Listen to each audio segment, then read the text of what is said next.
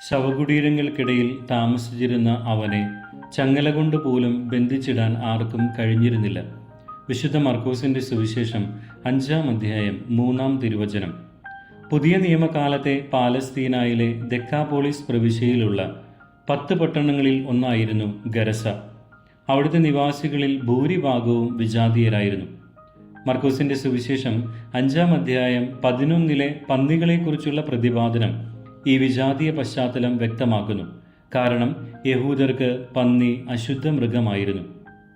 പിശാച് ബാധിതൻ തൻ്റെ പേര് പറയുന്നത് ലെഗിയോൻ എന്നാണ്. 6000 ഭടന്മാരോളം വരുന്ന റോമൻ സൈന്യവ്യൂഹത്തെ വിളിക്കുന്ന പേരാണ് ലെഗിയോൻ. അതായത് അനവധി അശുദ്ധാത്മാക്കളാൽ ഭരിക്കപ്പെട്ടവനായിരുന്നു അവൻ.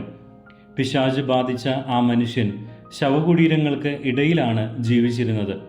ദൈവത്തെ ഉപേക്ഷിച്ച് വിജാതീയ ദേവന്മാരുടെ പിന്നാലെ പോയ ഇസ്രായേലിനെ യെശയ്യാ പ്രവാചകന്റെ പുസ്തകം 65-ാം അധ്യായം 4-ഉം 5-ഉം തിരുവചനങ്ങളിൽ വരച്ചു കാണിക്കുന്നത് ശവകുടീരങ്ങൾക്ക് ഇടയിൽ ജീവിക്കുന്നവരായിട്ടാണ്.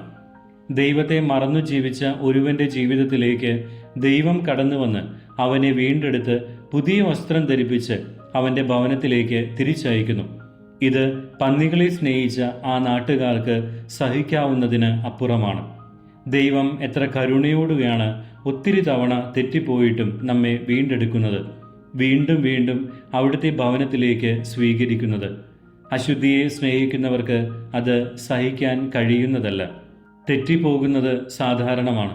എന്നാൽ തെറ്റിപ്പോകുമ്പോൾ തെറ്റു മനസ്സിലാക്കി അവിടുത്തെ സ്നേഹത്തിലേക്ക് നമുക്ക് തിരികെ വരാം. ഈശോ കാത്തിരിക്കുന്നുണ്ട്. ഈശോ മിശിഹായ്ക്ക് സ്തുതിയായിരിക്കട്ടെ.